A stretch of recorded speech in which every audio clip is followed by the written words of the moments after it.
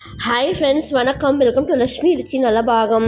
எல்லோரும் எப்படி இருக்கீர்கள்? இன்றைக்கி இந்த வீடியோவில் நம்ம பார்க்க போகிறது பித்ருக்களை குளிர்விக்க ஏற்ற மாசி மகத்தின் சிறப்புகளும் அதன் மகத்துவங்களும் பாவங்கள் போக்கும் 20 தீர்த்தங்களும் இதெல்லாம் தான் இந்த வீடியோவில் ஷேர் பண்ணியிருக்கேன். இப்போ தான் நம்ம சேனலில் புதுசாக பார்க்குறவாளாக இருந்தால் லக்ஷ்மி ருச்சி நலபாகம் சேனலுக்கு மறக்காமல் சப்ஸ்கிரைப் பண்ணிக்கோங்க. பக்கத்தில் இருக்கிற ஆல் பெல் சிம்லையும் கிளிக் பண்ணிக்கோங்க. அப்போ தான் நான் போடுற வீடியோஸ் எல்லாம் நோட்டிஃபிகேஷனில் வரும். வாங்கோ வீடியோக்குள்ளே போகலாம். மனிதர்களாக பிறந்த ஒவ்வொருவரும் தெரிந்தும் தெரியாமலும் பாவம் செய்வது இயல்பு. பாவம் செய்துவிட்டு பாவத்துக்கு பரிகாரமாக புண்ணியம் தேடி ஒவ்வொருவரும் பல்வேறு ஆலயங்களுக்கு செல்கிறோம். இதனால் ஏற்படும் தோஷத்தை போக்கிக் கொள்வதற்காக ஜபம், தபம் போன்ற பல்வேறு பரிகாரங்களை செய்கிறோம். மாதங்களில் மகத்தான மாதம் என்று அழைக்கப்படுவது மாசி. தமிழ் மாதங்கள் ஒவ்வொன்றும் ஒவ்வொரு விதத்தில் சிறப்பு வாய்ந்தது. அதிலும் மிகவும் விசேஷமானதாக பார்க்கப்படுவது மாசி மாதம்.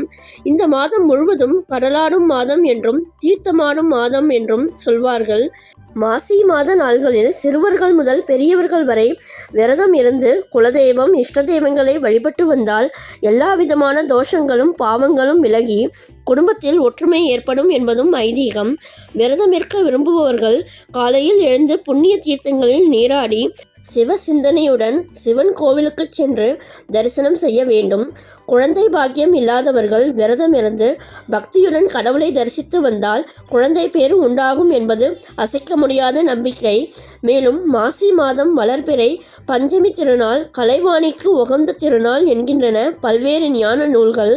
இந்த மாதம் முழுவதும் சரஸ்வதி, அந்தாதி போன்ற துதிப்பாடல்களை பாடி வண்ண மலர்களால் அர்ச்சித்து வழிபட்டு வந்தால் கல்வி கற்கும் மாணவ மாணவிகள் அனைவரும் கல்வியிலும் ஞானத்திலும் ஒழுக்கத்திலும் சிறந்து விளங்குவார்கள்.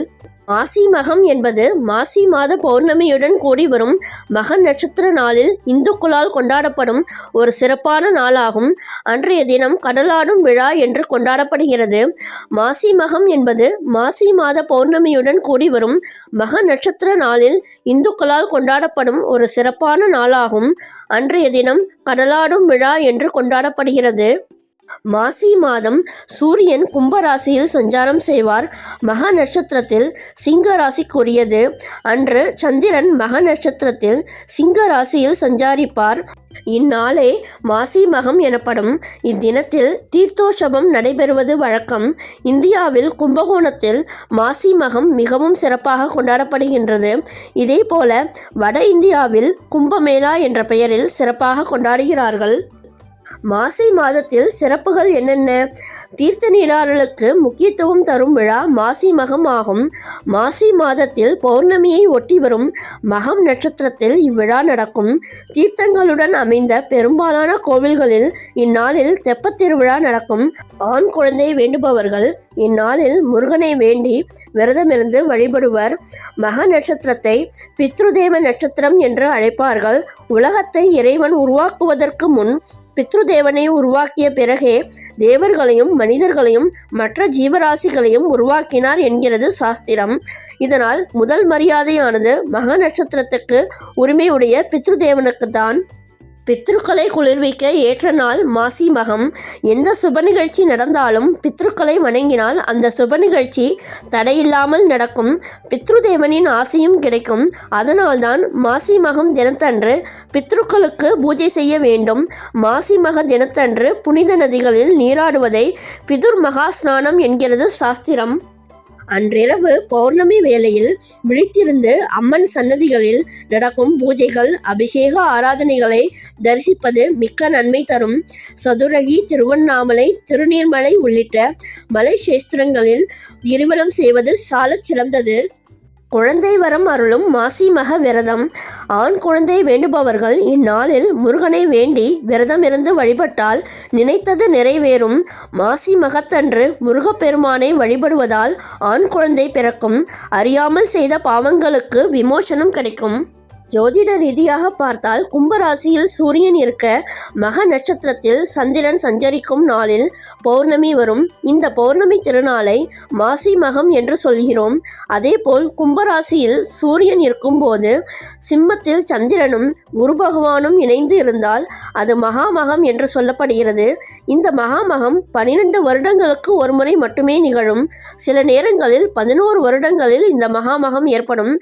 அதனை இளைய மாமாங்கம் என்பார்கள். இந்தியாவிலேயே மகாமகம் மிகவும் சிறப்பாக கொண்டாடப்படுவது கும்பகோணத்தில்தான். இதேபோல வட இந்தியாவில் கும்பமேளா என்ற பெயரில் சிறப்பாக கொண்டாடுகிறார்கள்.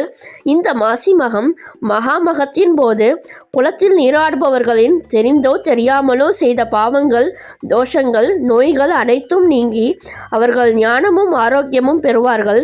இந்த குளத்தில் உள்ள 20 வகையான தீர்த்தத்தில் ஒவ்வொரு தீர்த்தமும் ஒவ்வொரு வகையான பலனை தரும் என்றும் நம்பப்படுகிறது. இப்பொழுது அடுத்ததாக 20 தீர்த்தங்களின் பெயர்களும் புண்ணியங்களும் பற்றி பார்ப்போம். வாயு தீர்த்தம் நோய்கள் அகலும். கங்கை தீர்த்தம் கைலை பதவி அளிக்கும். பிரம்ம தீர்த்தம் இறந்த முன்னோர்களை சாந்தப்படுத்தும். யமுனை தீர்த்தம் பொருள் சேர்க்கை உண்டாகும். குபேர தீர்த்தம் சகல செல்வங்களும் உண்டாகும். கோதாவரி தீர்த்தம் எண்ணியது நடக்கும். ஈசான்ய தீர்த்தம் சிவனடி சேர்க்கும். நர்மதை தீர்த்தம் உடல் வலிமை உண்டாகும். இந்திர தீர்த்தம் மோட்சம் அளிக்கும். சரஸ்வதி தீர்த்தம் ஞானம் உண்டாகும். அக்னி தீர்த்தம் பிரம்மஹத்தி தோஷம் நீங்கும். காவிரி தீர்த்தம் புத்தியை மேம்படுத்தும். யம தீர்த்தம் மரண பயம் நீங்கும். குமரி தீர்த்தம் வளர்ப்பு பிராணிகளுக்கு பலன்களை கொடுக்கும். நிருதி தீர்த்தம் பேய் பூதம் போன்ற தேவையற்ற பயம் நீங்கும். வயோஷனி தீர்த்தம் கோலாகலம் அளிக்கும்.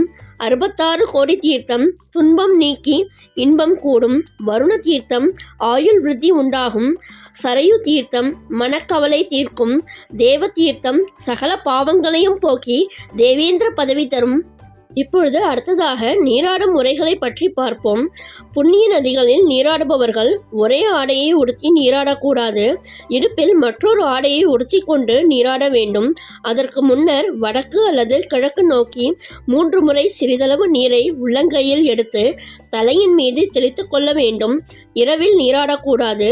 புண்ணிய நதியில் புனித நீராடுபவர்களுக்கு சிவபெருமானும் மகாவிஷ்ணுவும் பல்வேறு பலன்களை வழங்குவர். 3 முறை நீராடுவதற்கும் நன்மைகள் உண்டு. முதல் முறை மூழ்கி எழுந்தால் பாவங்கள் விலகும். 2ஆம் முறை மூழ்கினால் சொர்க்கப்பேறு கிடைக்கும். 3ஆம் முறை மூழ்கி எழுந்தால் அவர் செய்த புண்ணியத்துக்கு ஈடே கிடையாது என்று சொல்லப்படுகிறது. அதேபோல் மாசி மகத்தின் போது அதிகாலையில் எழுந்து நீராடி பக்தியுடன் துளசி கொண்டு மகாவிஷ்ணுவை வழிபட்டு வந்தால் வைகுண்டத்தில் இடம் கிடைக்கும்.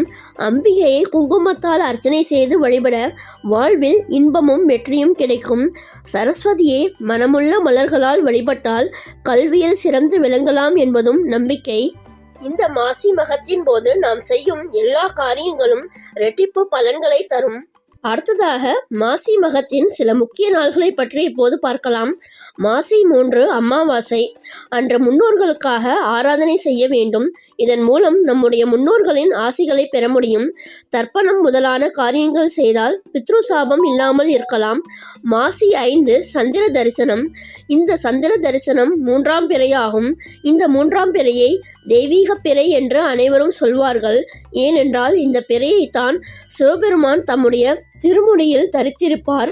இந்த பிறையை பார்க்கும்போது மன நிறைவும் பேரானந்தமும் மன அமைதியும் கிடைக்கும். மன கஷ்டங்கள் வருத்தங்கள் எல்லாமே நீங்கிவிடும். மாசி 17 பௌர்ணமி மாசி மகம். மாசி மகம் நீர்நிலைகளின் மேன்மையை மக்களுக்கு தெரிவிக்கிறது. நாட்டின் பல பகுதிகளில் உள்ள ஆலயங்களிலும் உள்ள தெய்வ மூர்த்தங்கள் அருகில் உள்ள புனித நீர்நிலைகளுக்கு அருகில் எழுந்தருளி தீர்த்தவாரி நடைபெறும். அது மட்டுமில்லாமல் அங்கு மக்களும் புனித நீராடுகின்றனர். மாசி மகம் பற்றி புராணத்தில் என்ன சொல்லப்படுகிறது என்பதை பற்றி இப்போது பார்க்கலாம். வருண பகவானுக்கு ஒருமுறை கடுமையான தோஷம் பிடித்து விட்டது. எனவே அவர் கட்டப்பட்ட நிலையில் கடலில் வீசப்பட்டார். வருணன் கடலில் வீசப்பட்டதால் உலகில் மழை பொழியாமல் வறட்சியும் பஞ்சமும் ஏற்பட்டது. அனைத்துயிர்களும் அதிக துன்பம் அடைந்தன. தேவர்கள் அனைவரும் சிவபெருமானிடம் சென்று வருண பகவானை விடுவிக்க வேண்டும் என்று பிரார்த்தனை செய்தனர். அவர்களின் பிரார்த்தனையை கேட்ட சிவபெருமான் வருண பகவானை விடுவித்தார். அவ்வாறு வருண பகவான் விடுதலை பெற்ற நாள் மாசி மாத மகம் நாளாகும். அதனையே நாம் மாசி மக திருநாளாக கொண்டாடுகிறோம்.